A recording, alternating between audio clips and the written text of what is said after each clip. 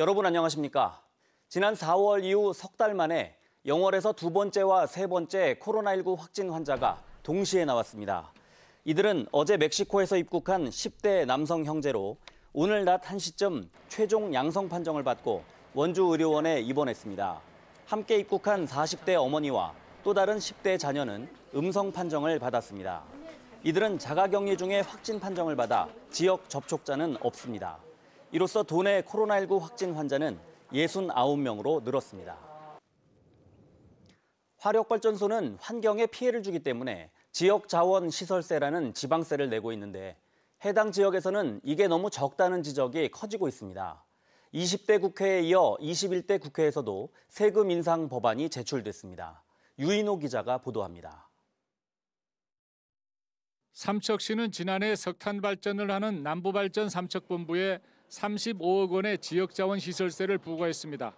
시간당 1kW의 전력을 생산한 데 대해 0.3원의 세율을 적용했습니다. 발전을 하는 건 마찬가지지만 원자력 발전소는 석탄보다 훨씬 높은 1원의 세금을 냅니다. 원자력과 같은 세율을 적용하면 이 발전소의 지난해 지역자원시설세는 110억 원으로 3.3배 늘어납니다. 두 개의 석탄 발전소에 28억 원을 부과한 동해시는 93억 원으로 증가합니다.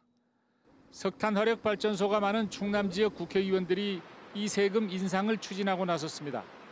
충남 당진의 어기구 의원은 21대 국회가 개원하자마자 시간당 1kW에 2원으로, 보령 서천의 김태흠 의원은 1원으로 올리는 내용의 지방세법 개정안을 제출했습니다.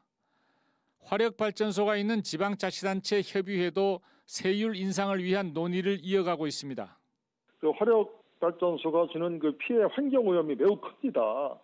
그럼에도 불구하고 이 수력이라든지 원자력에 비해서 이 세율이 킬로와트아워당 0.3원에 불과합니다. 현재 화력발전이. 그래서 이거를 좀 0.3원에서 2원으로 올려서 이 피해를 보는 주변 지역을 좀 도와줄 필요가 있다. 석탄 화력의 지역자원시설세를 올리는 법안은 20대 국회에도 3건이 제출됐지만 깊이 있게 논의되지 못한 채 임기 만료와 함께 모두 폐기됐습니다. 산업통상자원부의 반대가 완강했기 때문입니다. 산업부는 발전회사의 부담과 그에 따른 전기요금 인상 등을 이유로 수용할 수 없다는 입장을 4년 내내 유지했습니다.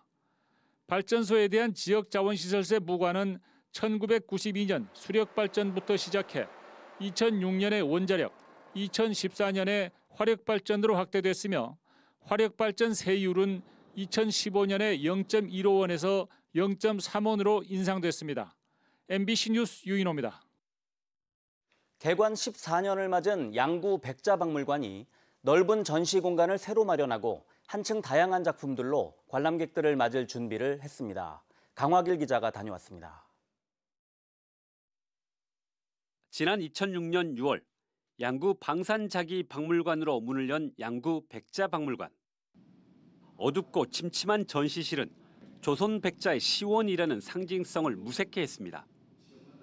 60점의 백자를 전시한 공간은 비좁았습니다. 이 때문에 담백한 백자의 멋을 감상하려는 관람객들의 아쉬움을 샀습니다. 그런데 이런 모자람과 아쉬움이 개관 14년 만에 가셨습니다. 전시 공간을 3배로 넓혔습니다. 백자도 1000점 넘게 전시했습니다. 세계 전시 공간의 매력도 돋보입니다. 먼저 수장고입니다. 밖에서도 훤히 보입니다. 박물관에서 가장 폐쇄적인 공간인 수장고마저 관람객들을 위해 내놓았습니다. 박물관 직원들 중에서도 몇몇만 들어갈 수 있는 비밀스러운 곳이 열렸습니다. 북한의 백자도 보입니다. 14년 동안 20여 차례 열린 기획전시 작가들이 기증한 작품만 모은 곳입니다. 백자의 진수를 오롯이 느낄 수 있습니다. 1000명의 도예가가 양구 백터로 빚은 1000점의 백자를 전시하는 공간입니다. 400여 점이 모였습니다. 양구 백자의 다양성과 확장성을 볼 수 있습니다. 북한의 원료와 남한의 원료를 합토를 해서 통일백토라는 것을 만들고 남과 북의 도예가들이 그 흙으로 만든 통일백자를 제작을 해서 저희 박물관에 전시하는 꿈을 가지고 있거든요. 높이 5m, 둘레 51m의 영상실. 양구 백토의 생성과 백자의 탄생 과정을 파노라마처럼 역동적으로 보여줍니다.